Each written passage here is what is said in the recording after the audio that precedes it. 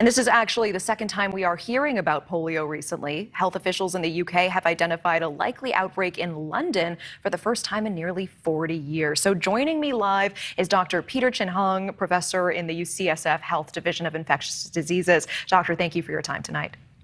Thanks for having me on, Natasha. You know, there hasn't been a case of polio in the U.S. since 2013. We do know that officials in the UK sounded the alarm last month that they are detecting polio virus in their sewage samples, which means that there has been spread between people in London, although no official case is confirmed there yet.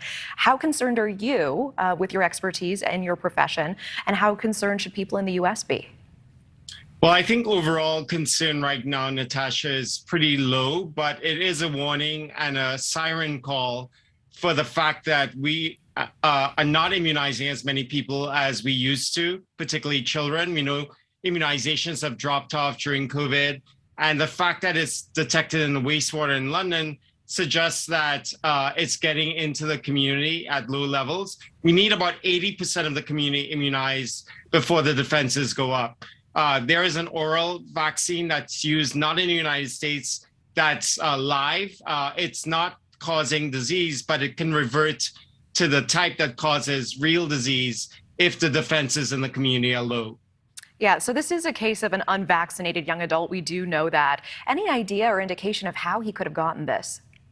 Yeah, so it's likely that he got it from contact with someone who had the oral vaccine, which is live from another country, came to visit the United States. And because that individual was susceptible, was able to get infected in that way. And this is a county and a community in New York that is known for vaccine resistance. Is that something that, as an infectious disease expert, you're looking at or tracking as well? Yes, totally. I mean, they're very prominent pockets and communities in the United States where vaccination rate is really low. We've seen measles outbreaks before, like the famous one in Disneyland. We've seen, particularly in this community in New York, very low vaccination rates, about 50% in kids for routine childhood immunizations. And even in 2018, 2019, there's a very prominent outbreak of measles in this community where about 300 people were sickened. The problem with polio is that there's no cure.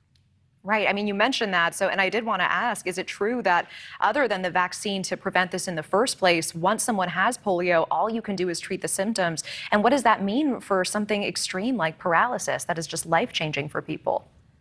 It's really, really bleak, actually. And this is one of the cases that has been, historically touted as a success of vaccines. But if people are not getting vaccinated, particularly in communities where it's very local, that means that they're very, very susceptible to something that may change someone's life forever. And if you think about what we want for our kids, which is our future, the fact that they may be afflicted with something that may cause them lifelong paralysis is really, really concerning. Of course. And can you just give us a reminder of the basics? How does polio spread? What do we need to know?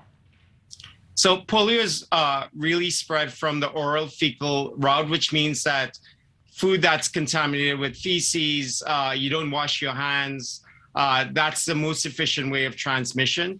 There's also some oral to oral transmission, but it's in the 50s when it was very common in the United States, it was a disease of kids primarily because they're like out and about, lots of secretions. And you can imagine that's a very efficient way of transmission. Right. And polio, we've been talking, has not been an issue in the U.S. for decades now, and it really has been hailed as such a success story, a success case. Where are there spots, or where are the major spots in the world where this is a problem that you and your team are monitoring? So the main areas in the world where there is polio still happening is in Afghanistan and in Pakistan. There are about less than 10 cases a year.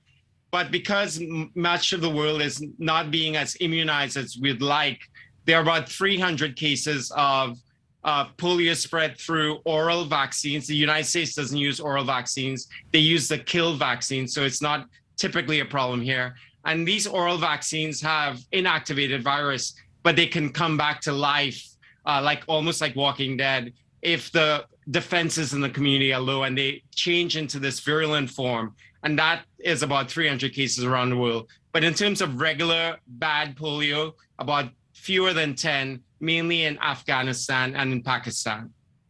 And, we all want to switch gears and also ask you, we've just learned tonight that the first monkeypox cases have been detected in children. What does that say about this virus that we are constantly learning new things about?